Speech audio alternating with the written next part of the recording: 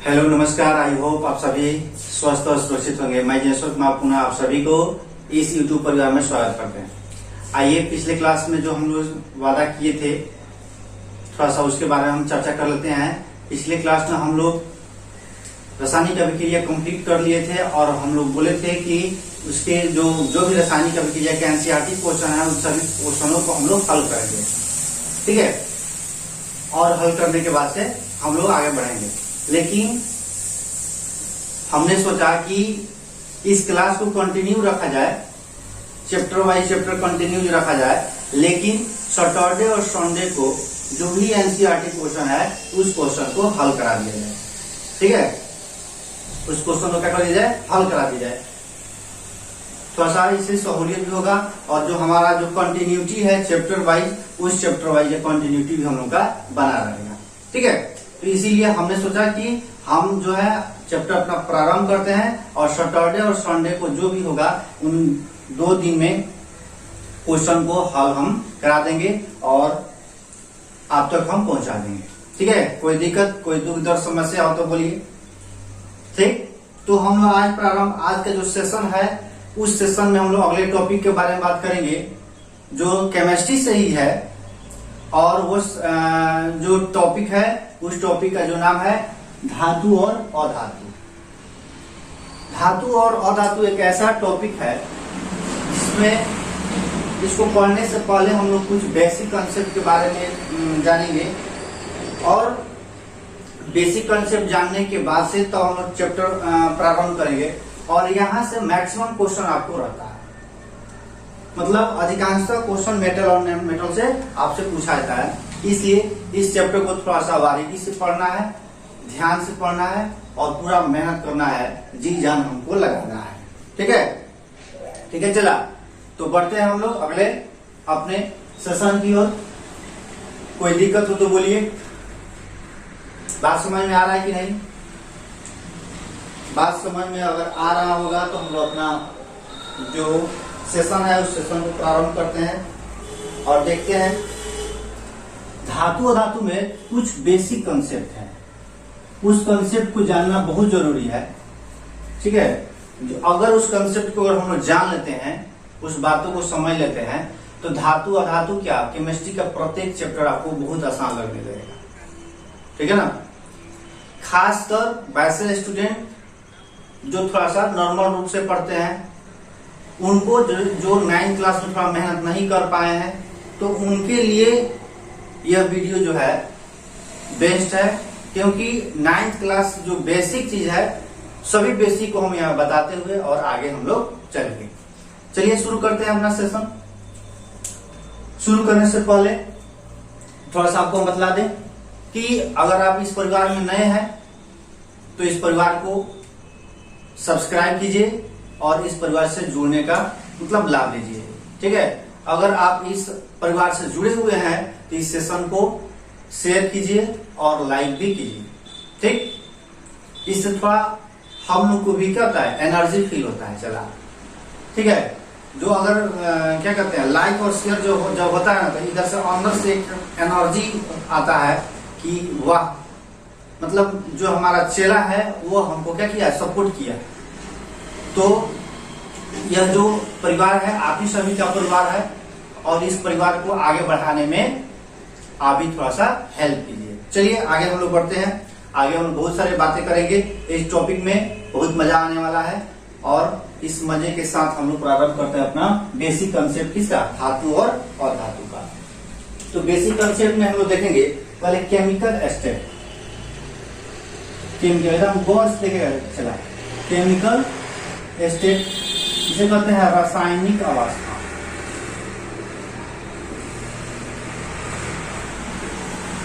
अब इस रासायनिक अवस्था को देखा जाए तो इस रासायनिक अवस्था को 2 पार्ट में बांट दिया जाता है। एक प्योर सब्सटेंस और दूसरा इम्प्योर सब्सटेंस। अब प्योर सब्सटेंस क्या है और इम्प्योर सब्सटेंस क्या है? सब लोग आप जानते हैं कि प्योर सब्सटेंस क्या है और इम्प्योर सब्सटेंस क्या है। अगर प्योर सब्सटेंस के बारे में बात करें चला हम लोग, तो इसमें हम लोग तत्व के बारे में हम लोग अध्ययन करेंगे। मतलब किसके बारे में? एलिमेंट के बारे में। ठीक। अगर दूसरा देखा जाए कि प्योर सब्सटेंस दूसरा क्या है, तो यौगिक होता है। क्या होगा? यौगिक के बारे में पढ़ेंगे हम। ठीक। केमिकल स्ट्रक्चर को कितना भाग में बांट दिया गया? 2 भागों में बांट दिया गया, प्योर और इम्प्योर। प्योर में हम लोग देखेंगे पहला एलिमेंट और दूसरा देखेंगे हम लोग यौगिक के बारे में थोड़ा देखेंगे। अब आते हैं चला हम लोग इम्प्योर के पास। इम्प्योर जो है यह मिक्सचर होता है, मतलब मिश्रण। ठीक है। इम्प्योर क्या है? मिक्सचर है, मिश्रण। इसको इम्प्योर क्यों कह दिया गया? क्योंकि इसमें जो मिक्सचर हम लोग बनाते हैं, किसी भी पदार्थ का मिक्सचर हम लोग बनाते हैं, तो उसमें निश्चित अनुपात नहीं लिया जाता है, इसीलिए इसको क्या कहते हैं? इम्प्योर कहते हैं। लेकिन इसमें क्या है? निश्चित अनुपात है। और 2 पदार्थ मिल रहा है या 2 एलिमेंट मिलकर और कोई यौगिक बन रहा है, तो उसमें निश्चित अनुपात होगा। जैसे मानते हैं NaOH है, क्या चला? NaOH। तो अगर NaOH है तो इसमें निश्चित है कि एक सोडियम होगा, एक ऑक्सीजन होगा और एक क्या होगा? हाइड्रोजन होगा। निश्चित है। लेकिन अगर कह दिया जाए कि यहाँ पे चीनी पानी का घोल बनाइए, चीनी और पानी का घोल बनाइए, तो हम लोग यहाँ पे मतलब जो मिक्स कर रहे हैं उसमें हम लोग क्या नहीं कर सकते हैं? इसको फिक्स नहीं करते हैं कि 1 लीटर पानी में 100 ग्राम ही चीनी मिला सकते हैं। ठीक है। अपने स्वाद अनुसार चीनी को हम लोग क्या कर सकते हैं? मिला सकते हैं। अर्थात इसे क्या कहते हैं? इम्प्योर सब्सटेंस कहते हैं। अब इन सभी के बारे में हम लोग क्या करेंगे? एक एक करके पहले पढ़ते हैं, उसके बाद से हम लोग आगे बढ़ेंगे। तो चलिए सबसे पहले हम लोग देखते हैं इस मिक्सचर के बारे में। पहले हम लोग इम्प्योर के बारे में पढ़ लेते हैं, उसके बाद से इनके बारे में पढ़ेंगे। तो इम्प्योर कहता है, इम्प्योर में क्या हो गया? मिक्सचर, मिश्रण कहता है कि यह जो मिश्रण होता है, जब 2 पदार्थ को आपस में मिलाते हैं, जब 2 पदार्थ को क्या करें? आपस में मिलाए और दोनों पदार्थ का अनुपात कोई निश्चित नहीं हो, तब उसे हम लोग क्या कह दिए? उसे हम लोग क्या कहेंगे? मिक्सचर कहते हैं। ठीक है। और जो पदार्थ इसमें हम लोग मिलाते हैं, इसमें किसी भी प्रकार का कोई केमिकली बदलाव नहीं होता है, मतलब केमिकली अभिक्रिया, रासायनिक अभिक्रिया नहीं होता है, तो उसे हम लोग क्या कहते हैं? मिक्सचर कहते हैं। तो मिक्सचर में हम लोग देखेंगे कि यह क्या होता है जी? इसमें निश्चित अनुपात नहीं होता है, निश्चित अनुपात नहीं होता है। ठीक है। चला दूसरा का शब्द कहा जाए, इसमें रासायनिक अभिक्रिया नहीं होता है, रासायनिक अभिक्रिया नहीं होता है। ठीक है। अगर ऐसा गुण दिखाई दे तो उसे हम लोग क्या कहते हैं? मिश्रण। जैसे मानते हैं यहाँ पे चीनी और पानी है, तो चीनी पानी से जो हम लोग घोल बना लिए वो कैसा महसूस होगा? मीठा महसूस होगा। मतलब चीनी का भी गुण मिल रहा है, इसमें पानी का भी गुण मिल रहा है। ठीक है। जो शरबत बन रहा है, ये हम क्या बना लिए? शरबत बना लिए। तो इस शरबत स्वाद में कैसा हुआ? चला तो मीठा होगा। अब यहाँ पे जो शरबत मिला, ये चीनी का भी गुण बतला रहा है और पानी का भी क्या कर रहा है? गुण बतला रहा है। तो अगर मैंने अब जो यहाँ पे मिक्सर किए हैं, मिलाए हैं, उनका गुण मिलता है, तब इसे हम लोग क्या कर देंगे? मिक्सचर कहेंगे, मिश्रण का। या नॉर्मली इसे किसी भी अनुपात में लोग क्या कर सकते हैं? मिला सकते हैं। इनके बीच कोई रासायनिक अभिक्रिया नहीं। अब यहाँ पे मिश्रण के पास आते हैं, तो मिश्रण 2 प्रकार से होता है। एक होता है समांगी मिश्रण और एक होता है विषमांगी मिश्रण।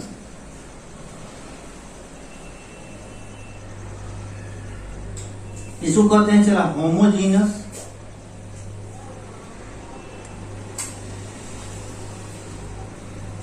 और इसको कहते हैं हेटेरोजीनस।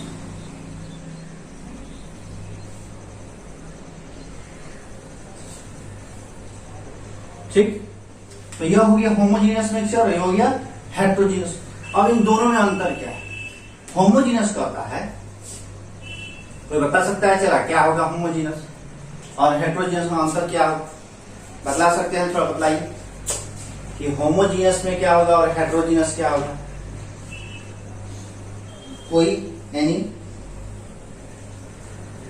नहीं। चलिए यहां देखिए, जैसे अगर मानते हैं कोई हम मिक्सचर बना लिए, एकदम गौर ध्यान से सुनेगा, थोड़ा गौर फरमाइएगा। चला अगर कोई हम मिक्सचर बना दिए तो दो पदार्थ अगर हम इसे मिला देते हैं, एक ब्लू वाला पदार्थ है और एक क्या है ब्लैक वाला पदार्थ। यहाँ पे दिखाई दे रहा है आप लोग को,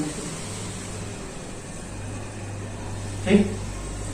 तो कहा जाता है कि अगर दोनों पदार्थ का जो प्रभाव है यह समान रहे, कहने का मतलब क्या है कि जिस पदार्थ का हम मिक्सचर बना रहे हैं वह पदार्थ एक ही फेज में हो, अर्थात इस मिक्सचर से कहीं से अगर कोई पार्ट उठाएंगे तो उसमें जो दो पदार्थ का जो मिक्सचर किए हैं वह दोनों पदार्थ क्या हो, बराबर रूप में उपस्थित हो, तब उसे हम लोग कहते हैं समांगी मिश्रण।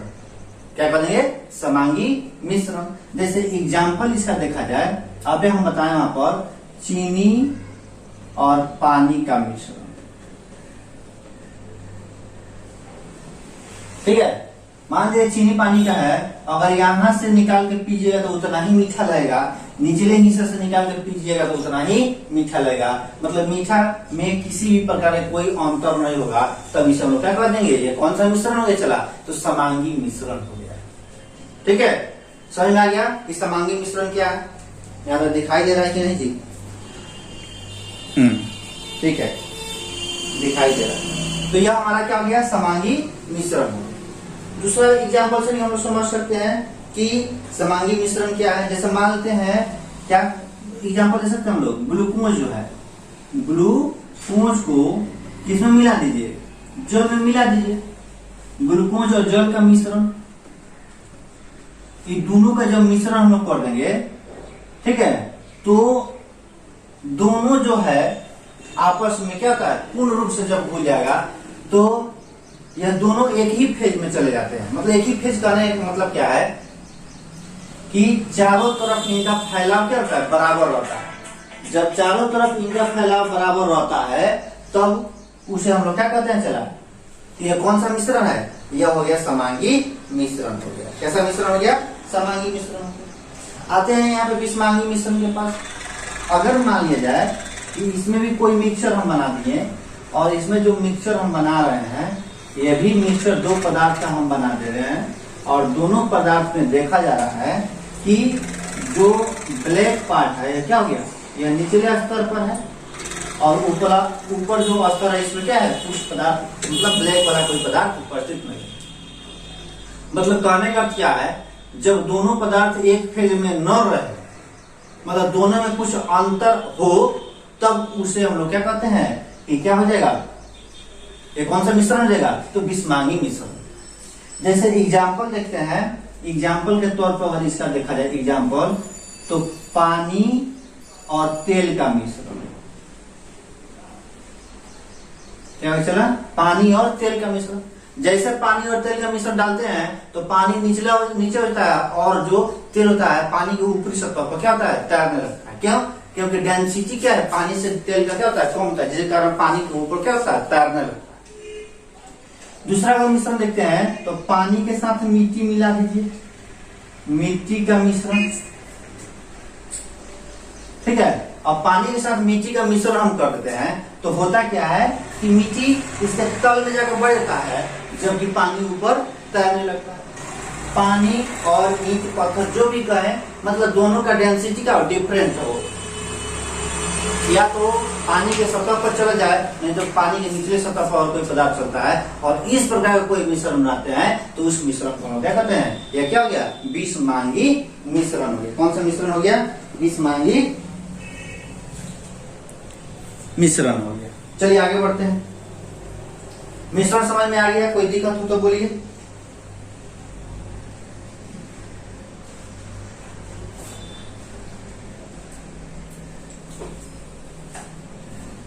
आगे बढ़े हम लोग। अब आते हैं किसके पास, तत्व के पास। तत्व क्या है? तत्व किसी पदार्थ का सूक्ष्मतम कण होता है, मतलब किसी भी पदार्थ का वह सूक्ष्मतम कण जिसे पुनः हम लोग क्या नहीं कर सकते, विखंडित नहीं कर सकते।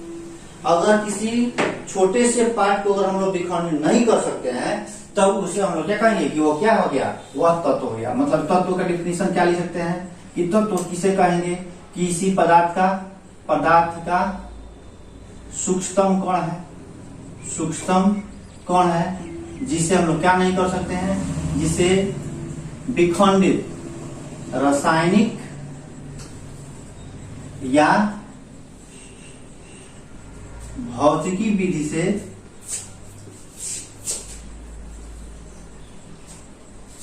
विखंडित नहीं किया जा सके। ठीक है, जैसे मानते हैं यह पदार्थ है, यह पदार्थ में बहुत सारे परमाणु होंगे, तो इसका ऐसा सूक्ष्मतम कण निकाल लिया जाए, इस पदार्थ का ऐसा सूक्ष्मतम कण निकाले जाए जिसे पुनः हम लोग विखंडित नहीं कर सके। जिसे हम लोग क्या कर सकते हैं, पुनः विखंडित नहीं किया जा सके, तब उस पदार्थ को चला हम लोग क्या कहते हैं कि वह छोटा सा जो पदार्थ है वह पदार्थ क्या कहलाएगा, तत्व कहलाता है। बात समझ में आ रहा है कि नहीं समझ में आ रहा है? कोई भी पदार्थ है उसके एक छोटे मतलब सबसे छोटा कण को ही हम लोग क्या कहते हैं, मतलब उससे हम लोग क्या कर सके, नगण्य आंख से नहीं देख सके या किसी भी प्रकार से किसी भी विधि से उसे हम लोग विखंडित नहीं कर सके, तो उसे हम लोग क्या कहते हैं, वो क्या हो गया, वो एक तत्व हो जाता है। जैसे मानते हैं हम लोग आटा नहीं करते हैं, आटा जलाते हैं, तो आटा जो होता है, जो गेहूं का फ्लावर होता है, उसका हम लोग एक छोटा सा कण निकाल दिए, एक छोटा सा यहाँ से कण हम लोग क्या निकाले। अब उससे आपको कहा जाए कि उसको फिर तोड़ दीजिए, क्या तोड़ सकते हैं हम लोग? नहीं तोड़ सकते। जब नहीं टूटे, उससे अगर अधिक नहीं टूटे, तो उसी छोटे से पार्ट को हम लोग क्या कहते हैं, यह क्या हो गया, वह तत्व कहलाता है। ठीक है, अब आते हैं थोड़ा सा टाइप ऑफ एलिमेंट। अब प्रकार देखते हैं। अगर इसका प्रकार देखा जाए, प्रकार किसका, एलिमेंट का, तत्व का प्रकार, तत्व के प्रकार। तो यहाँ पर देखा जाता है कि संख्या के आधार पर, संख्या के आधार पर, तो पहला देखा जाता है कि संख्या के आधार पर इसको दो भाग में बांट दिया जाता है, एक परमाणविक तत्व और बहुपरमाणविक तत्व। इसके आधार पर, संख्या के आधार पर मोनोएटॉमिक एलिमेंट और पॉलीएटॉमिक एलिमेंट। जैसे एक परमाणविक तत्व जिसे कहते हैं एक परमाणविक तत्व, और दूसरा होता है बहुपरमाणविक तत्व। अब इस दोनों के बारे में हम लोग थोड़ा सा ध्यान दे देंगे कि एक परमाणविक तत्व क्या है और बहुपरमाणविक तत्व क्या है। देखिए यहाँ पे गौर कर दीजिएगा, गौर फरमाइए। यहाँ पे कह रहा है चला एक परमाणविक तत्व,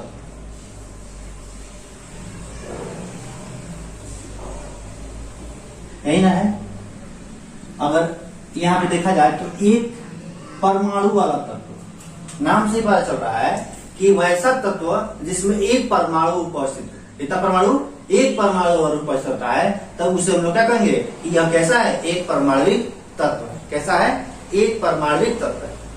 कोई दिक्कत? जैसे मानते हैं इनर्ट गैस, आप लोग देखे होंगे नोबेल गैस को, नोबेल गैस, ये नोबेल गैस जो होते हैं, जैसे मानते हैं हीलियम, नियोन, आर्गन, क्रिप्टॉन, जेनन, तो मतलब यह जो भी है यह किस रूप में रहता है, एक ही रूप में यह उपस्थित रहता है। ठीक है,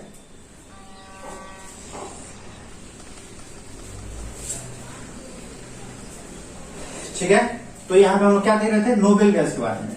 तो नोबेल गैस जो होता है यह एक परमाणविक तत्व होता है। जैसे हाइड्रोजन को भी हम लोग सम्मिलित कर सकते हैं, ठीक है ना, नाइट्रोजन को भी सम्मिलित कर सकते हैं। ठीक, ये सब है। इन सभी तत्वों को हम लोग क्या कर सकते हैं, सम्मिलित कर सकते हैं। किसमें, एक परमाणविक तत्व। अब यहाँ हम लोग देख रहे हैं कि क्या है, यह सब में एक परमाणु। जैसे मानते हैं अगर इसी हाइड्रोजन को चलो अगर इस तरह से लिख दें तो यह एक परमाणु तत्व नहीं है, इसमें हाइड्रोजन कौन परमाणु हो गया, दो परमाणु हो गया। लेकिन यहाँ पर हाइड्रोजन और इस तरह से लिखा है तो ये क्या हो गया, एक परमाणविक तत्व हो गया। तो एक परमाणु तत्व किसे कहेंगे, जिसमें एक परमाणु उपस्थित रहेगा उसे एक परमाणु तत्व कहेंगे। बहुपरमाणविक तत्व किसे कहेंगे, और यहाँ पे दूसरा देखा जाए कह रहा है परमाणविक तत्व।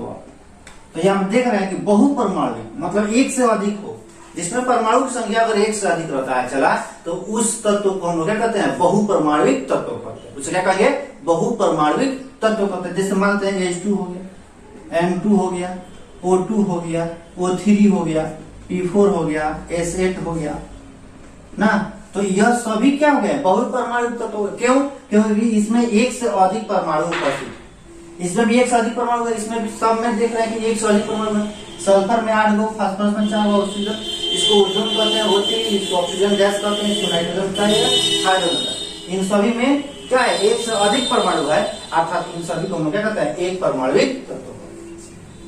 ठीक है, चलिए क्या क्या हम लोग पढ़िए थोड़ा सा सेशन में देखते हैं। हम लोग क्या पढ़े, बेसिक कंसेप्ट हम लोग पढ़ रहे हैं, धातु के बारे में चला। बेसिक कंसेप्ट में हम लोग क्या करें, सब्सटेंस को बांटते, केमिकल स्टेट को बांटे, रासायनिक अवस्था को दो भाग में बांट दिया गया, प्योर और इम्प्योर। इम्प्योर हम लोग देखें मिक्सचर किसे कहते हैं, मिक्सचर आप समझे, समझ में आ गया होगा, आई होप आप सभी समझ लिए होंगे। मिक्सचर को दो वर्ग में बांट देते हैं, होमोजीनस और हेटेरोजीनस। होमोजीनस एक ही फेज में रहे, जो भी अवस्था रहे, जो भी पदार्थ रहे वो सेम फेज में रहे, एक ही अवस्था में रहे तो उसे होमोजीनस कहेंगे। अगर एक अवस्था में नहीं रहता है तो उसे क्या कहते हैं, हेटेरोजीनस कहते हैं। ठीक, उसके बाद से हम लोग प्योर सब्सटेंस के पास चले तो वहां पे देखे हम लोग क्या एलिमेंट के बारे में पढ़े। एलिमेंट्स किसी भी पदार्थ का सूक्ष्मतम कण होता है जिसे हम लोग पुनः विखंडित नहीं कर सकते। ठीक, अब उसके बाद से जब आगे पढ़े तो इसके प्रकार हम लोग देख रहे हैं कि प्रकार जब देखे हैं तो इसके संख्या के आधार पर इसको दो भाग में बांट दिया गया। एक परमाणु मतलब मोनो एटॉमिक एलिमेंट और दूसरा होता है पॉली एटॉमिक एलिमेंट, बहुपरमाणु तत्व। एक परमाणु में हम लोग देखें कि जिसमें एक तत्व उपस्थित रहे, एक परमाणु उपस्थित रहे, एक तत्व का एक ही परमाणु उपस्थित रहे तो उसे क्या कहेंगे, एक परमाणुविक तत्व कहेंगे। लेकिन अगर एक तत्व का और एक से अधिक परमाणु उपस्थित होता है चला तो उसे हम लोग क्या कहते हैं, बहुपरमाणु तत्व कहते हैं। कोई समस्या, कोई दुख दर्द समस्या हो तो बोलो। इतना हम लोग अध्ययन करेंगे। ठीक है, चला इसके बाद से पुनः हम आपसे मिलेंगे नेक्स्ट वीडियो के साथ, एक एक्स्ट्रा ऊर्जा के साथ, और इस टॉपिक को हम लोग आगे बढ़ाएंगे। हाँ, याद रखिएगा सैटरडे और संडे को हम लोग क्वेश्चन करने वाले हैं पिछले क्लास के चैप्टर का, पिछले चैप्टर का कौन, रासायनिक अभिक्रिया। सैटरडे और संडे को सेशन को देखना ना भूले और इस सेशन को लाइक शेयर जरूर करें। ठीक है, पुनः हम आपसे बोल रहे हैं कि अगर इस परिवार में अगर नए हैं तो इस परिवार में जुड़ने के लिए सब्सक्राइब करें और बेल आइकन को भी प्रेस करें ताकि सभी प्रकार के आपको नोटिफिकेशन मिले। तब तक के लिए सजग रह रहे हैं। धन्यवाद, जय हिंद।